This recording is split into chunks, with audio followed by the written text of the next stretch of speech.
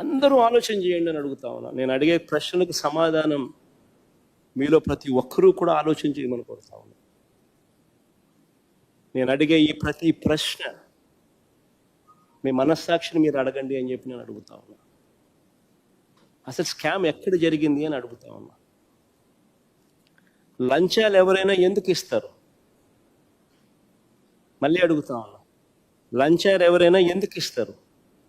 ఎవరైనా మద్యాన్ని ఎక్కువగా అమ్మి లంచం ఎవరైనా ఎందుకు ఇస్తారు? మద్యాన్ని ఎవరైనా ఎక్కువగా అమ్మి సేల్స్ పెంచి ఆ పెంచిన దాని వల్ల డిస్టిలరీలకు లాభాలు పెరిగితే లంచాలు ఇస్తారా? లేక సేల్స్ తగ్గిపోయి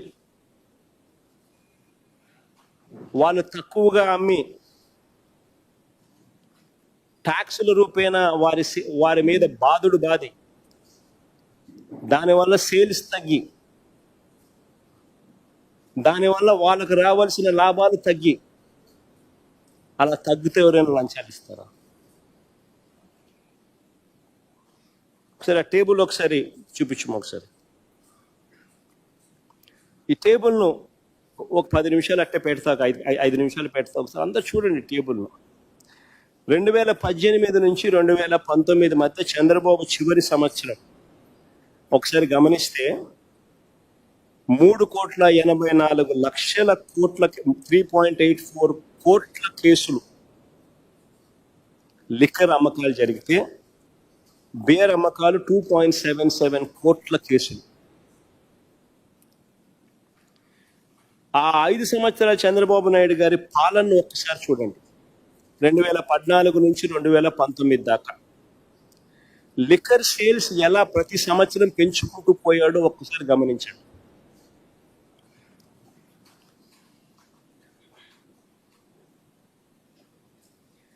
అమ్మకాలు ఇలా పెరగడం వల్ల ఈ లిక్కర్ కంపెనీలకు లాభాలు పెరగడం వల్ల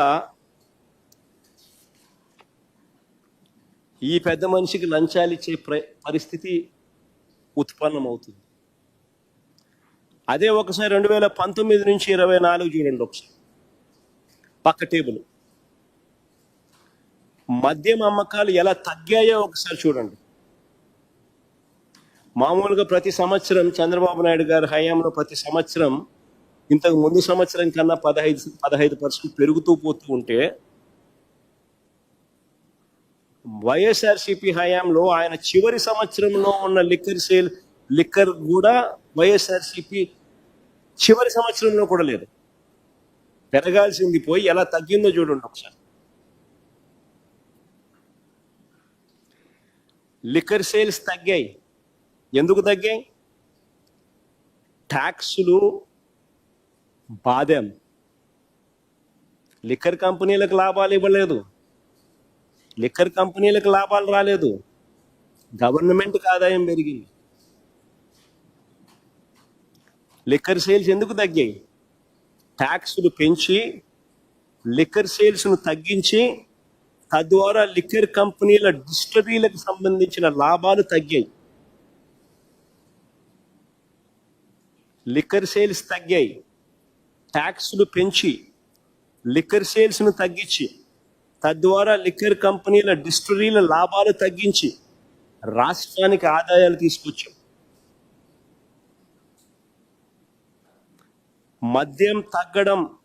మద్యం తాగించడం తగ్గడం వల్ల ప్రజల ఆరోగ్యం కూడా కాపాడారు. మద్యం తాగడం తగ్గించడం వల్ల ప్రజల ఆరోగ్యానికి కూడా మేలు చేశాం. ఆదాయాలు ఒకసారి చూడండి. ఆదాయాలకు వైపున రాష్ట్ర ఖజానాకు ఆదాయాలు పెరిగి ఒక కేసు మీద వైఎస్ఆర్సీపీ ప్రభుత్వ హయాంలో ఒక కేసు మీద రాష్ట్ర ప్రభుత్వానికి వచ్చిన ఆదాయం ఎంత అని చూస్తే 5,649 రూపాయలు ఒక కేసు మీద రాష్ట్ర ప్రభుత్వానికి వచ్చిన ఆదాయం వైఎస్ఆర్సీపీ హయాంలో. అదే చంద్రబాబు హయాంలో ఒక కేసు మీద రాష్ట్ర ప్రభుత్వానికి వచ్చిన ఆదాయం కేవలం 2,600 రూపాయలు. తేడా చూడండి.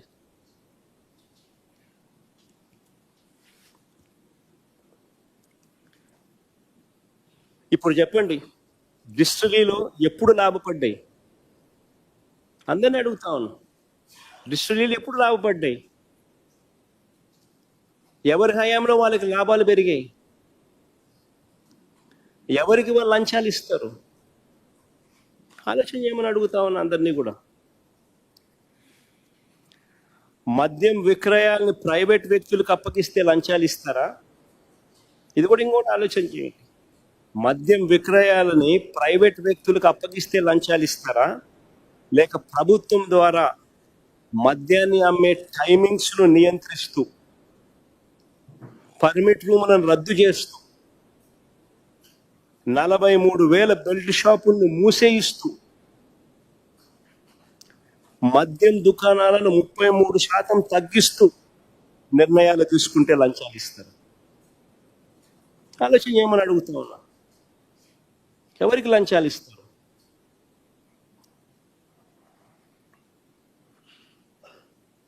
మా ప్రభుత్వ హయాంలో లాభ ఆపేక్ష లేకుండా లిక్కర్ అమ్మకాలను ప్రభుత్వమే చేసింది, లాభాపేక్ష ఉండకూడదని. కానీ గతంలో ఎప్పుడూ కూడా చంద్రబాబు గారు లిక్కర్ వ్యాపారం అంతా మొత్తం తన ప్రైవేట్ మాఫియా చేతిలో పెట్టి నడిపించాడు. షాపుల కోసం ఇతరులు ఎవరూ కూడా దరఖాస్తు చేయొద్దని బెదిరింపులకు దిగారు. అవునా కాదా? ఆలోచన చేయమని అడుగుతున్నాను. లిక్కర్ షాపుల్లో మన టెండర్ మన దరఖాస్తులు పిలిచినారు. ఏ రకంగా జరిగాయి?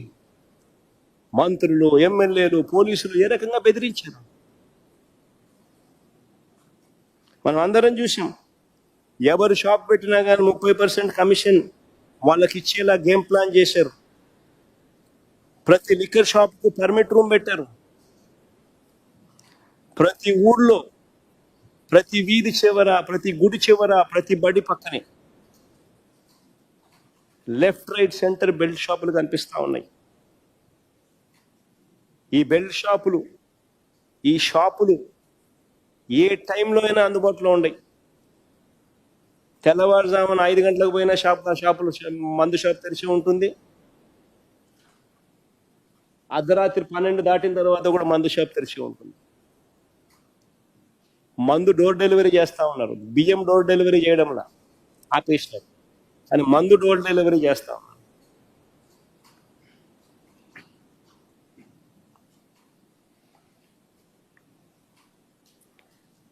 ఈ ప్రతి షాప్లో కూడా ఎంఆర్పి కన్నా కనీసం 20-30 రూపాయలకి ఎక్కువ రేటుకి అమ్ముతా ఉన్నారు. ప్రతి ఊళ్ళో చూసుకోండి, గుడి పక్కకి వెళ్ళండి, బడి పక్కకి వెళ్ళండి, వీధి చివరికి వెళ్ళండి, ఆ బెల్ట్ షాప్లో రేట్ ఎంత అని ఒకసారి చూసుకోండి. ఎంఆర్పి కన్నా 20 రూపాయల, 30 రూపాయల ఎంతకి ఎక్కువ అమ్ముతున్నారో మీరే చూసుకోండి.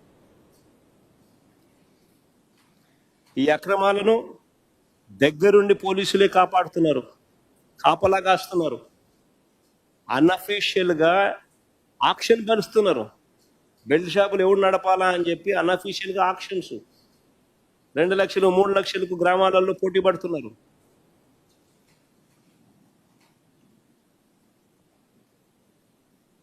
₹20, ₹30 ఎంఆర్పి కన్నా ఎక్కువ రేటుకి అమ్ముతున్నారు. దగ్గరుండి పోలీసులు అమ్మిస్తున్నారు. ఈ డబ్బంతా కింద నుంచి పై వరకు వీళ్ళే పంపకాలే.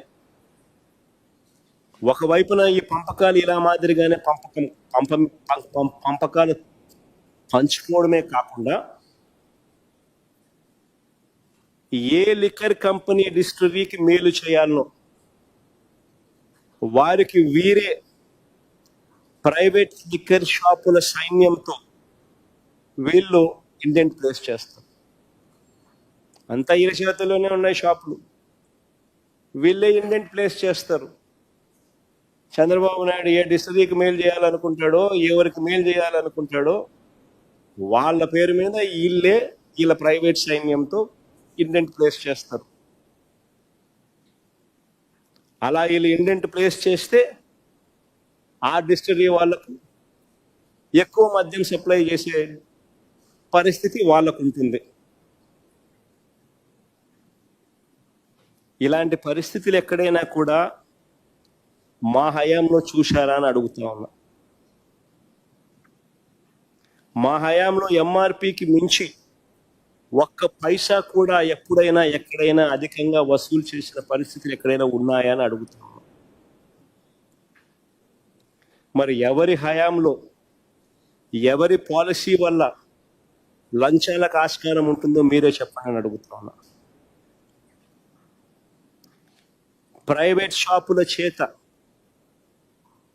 ఇది బాగా వినండి, ప్రైవేట్ షాపుల చేత, ఎందుకంటే అంతా ప్రైవేట్ మాఫియా కాబట్టి, అంతా ఇలా ఎమ్మెల్యేలు, వీళ్ళ మంత్రులు, అంతా వీళ్ళ నాయకులు వీళ్ళ కనుసన్నల్లో నడుస్తూ ఉన్నారు కాబట్టి ప్రైవేట్ షాపుల చేత వీరు ఎంపిక చేసుకున్న డిస్టిలరీలకు మాత్రమే అధికంగా ఆర్డర్లు ఇచ్చేలా ఈ ప్రైవేట్ షాపుల మాఫియా చేత ఇండెంట్ ప్లేస్ చేస్తే లంచాలు ఇస్తారా, లేక మన హయాంలో చెప్తున్నా, లేక ప్రతి బాటిల్ పై క్యూఆర్ కోడ్ పెట్టి ఆ బాటిల్ పైన ఉన్న క్యూఆర్ కోడ్ అమ్మేటప్పుడు స్కాన్ చేసి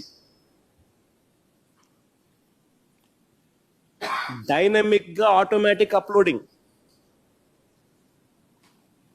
బాటిల్ మీద క్యూఆర్ కోడ్ పెట్టి బాటిల్ అమ్మేటప్పుడు క్యూఆర్ కోడ్ స్కాన్ చేసి ఆటోమేటిక్ గా డైనమిక్ గా అప్లోడ్ అయ్యేట్టుగా ఆ క్యూఆర్ కోడ్ అమ్మకాల ఆధారంగా ఎవరికి ఎంత అమ్ముడుపోతే ఆ డిస్ట్రిక్ట్లకు ట్రాన్స్పరెంట్ గా పారదర్శకంగా వాళ్ళకు ఆర్డర్లు ఇస్తే అది స్కామా? ఆలోచన చేయమని అడుగుతా ఉన్నా నేను. చంద్రబాబు నాయుడు గారి హయాంలో ఈ పారదర్శకత లేకపోవడం వల్ల ప్రైవేట్ షాపుల మాఫియాతో ఆయనకు సంబంధించిన, ఆయన ఎవరికైతే మేలు చేయాలనుకుంటాడో, ఎవరి వల్ల లాభపడాలనుకుంటాడో వాళ్ళకు మాత్రమే ఆర్డర్లు ప్రైవేట్ షాపుల ద్వారా ఇండెంట్ ప్లేస్ చేయడం వల్ల 2014 నుంచి 19 మధ్యలో చంద్రబాబు నాయుడు గారి హయాంలో 5 డిస్టిలరీలు ఏకంగా 69% మద్యం తయారీ ఆర్డర్లు ఇచ్చాయి. Between 2015 and 19,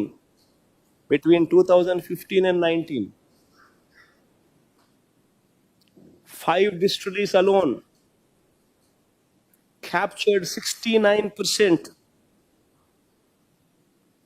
of Madhyam Tayari. 69% of the orders were placed only to these 5 distilleries to manufacture and supply liquor. ఏది స్కామ్ అని అడుగుతా ఉన్నా నేను. ఇంకొక ప్రశ్న కూడా అడుగుతా ఉన్నా. ఇప్పుడు ఉన్న 20 డిస్టిలరీల్లో 14 డిస్టిలరీలు, 14 of them out of these 20 వివిధ కాలాలలో, during different time periods, Chandrababu Naidu ముఖ్యమంత్రిగా ఉన్నప్పుడు ఆయన లైసెన్స్ ఇచ్చినటివి.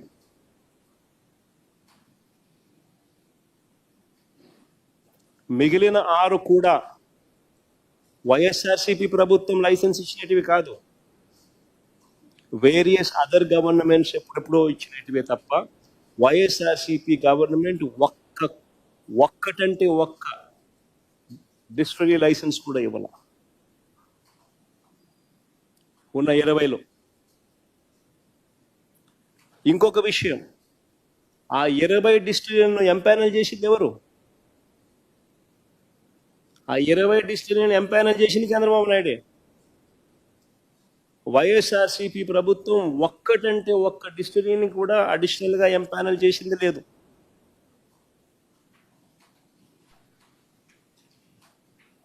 మరి వీళ్ళు ఎవరికి సన్నిహితులు? మరి వీళ్ళు ఎవరికి లంచాలు ఇస్తారు? ఎవరి హయాంలో వీళ్ళ సేల్స్ పెరిగి, ఎవరి హయాంలో వీళ్ళందరికీ లాభాలు పెరిగి, ఎవరి హయాంలో ఎవరికి లంచాలు ఇస్తారు? ఎవరి హయాంలో వీళ్ళ సేల్స్ తగ్గినాయి? వీళ్ళ లాభాలు తగ్గినాయి.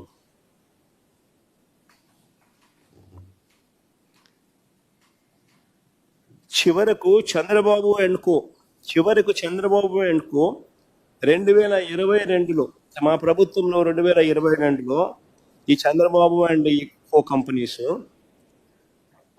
కాంపిటీషన్ కమిషన్ ఆఫ్ ఇండియాలో కేసు వేసింది. సిసిఐలో, కాంపిటీషన్ కమిషన్ ఆఫ్ ఇండియాలో.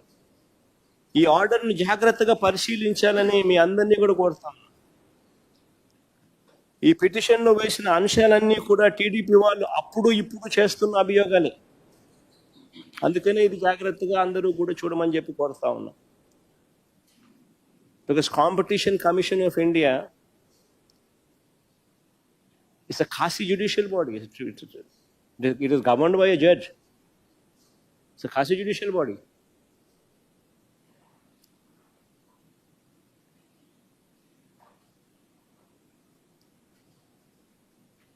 Competition commission of India Chandrababu Naidu గారు ఈరోజు పిటిషన్ ఏదైతే ఈరోజు పిటిషన్లో వేసిన అంశాలన్నీ కూడా టీడీపీ వాళ్ళు అప్పుడు ఇప్పుడు చేస్తున్న అభియోగాలు. అప్పుడు కాంపిటీషన్ కమిషన్ ఆఫ్ ఇండియా ముందుకు వీళ్ళు పిటిషన్స్ వేసినప్పుడు వచ్చిన అభియోగాలు.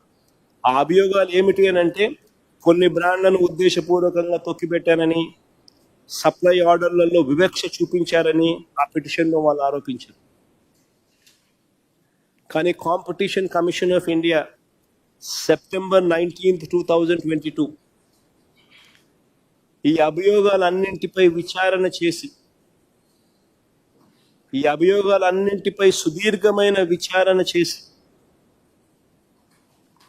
2019 సెప్టెంబర్ 19, 2022 సుదీర్ఘమైన విచారణ చేసి ఈ అభియోగాలపై అన్నిటిపై సుదీర్ఘమైన విచారణ చేసి సంబంధించిన అన్ని రికార్డులను చూసి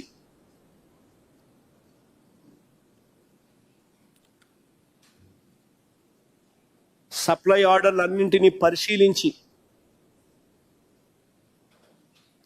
చారిత్రాత్మకమైన జడ్జిమెంట్ కూడా ఇచ్చినారు. ఆ జడ్జిమెంట్ ఒకసారి చదవండి. In light of the facts and evidence on record and based on the submissions of parties, the allegations of abuse raised by the informants are not found to be validated, and no case of contravention of provisions of Section 4 of the Act can be stated to have arisen on the part of OPs warranting an investigation into the matter. Abuse of dominant position, Section 4, abuse of dominant position, limits or restricts, include indulgence in practice or practices resulting in denial of market access in any manner. Clear cut ga CCI ఇచ్చిన తీర్పు రాష్ట్ర ప్రభుత్వం అమలు చేస్తున్న మద్యం విధానం పూర్తిగా సహేతుకంగా ఉందని, ప్రభుత్వం అనుసరించిన విధానం వల్ల మద్యం అమ్మకాలు తగ్గాయని, అన్ని కంపెనీల మద్యం బ్రాండ్లు కొంటున్నారని, వాటికి సంబంధించిన చెల్లింపులు కూడా సకాలంలో చేస్తున్నారని తీర్పిచ్చింది. సిసిఐ ఇచ్చిన తీర్పులో పారా 85, 90, 95, 96, 97, 98 and 101 పారాల్లో ఈ మొత్తం వివరాలన్నీ కూడా ఉంటాయి. ఈ సిసిఐ జడ్జ్మెంట్ కాపీ కూడా ఈరోజు ఈ మీటింగ్ అయిపోయే లోపల మీ అందరికీ కూడా it will be put up in public domain also.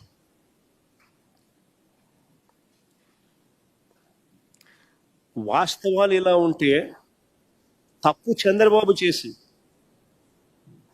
Private షాపుల కార్టెల్తో తనకు కావలసిన డిస్టిలరీలకు మేలు జరిగే విధంగా ఈ ప్రైవేట్ షాపుల చేత తాను ఇండెంట్ ప్లేస్ చేసి తాను ఈ రకమైన 5 డిస్టిలరీలకు 69% ఆర్డర్లు ప్లేస్ చేసి ఆయన స్కామ్ చేస్తే ఎదురు ఆరోపణ ఆయన చేస్తాడు.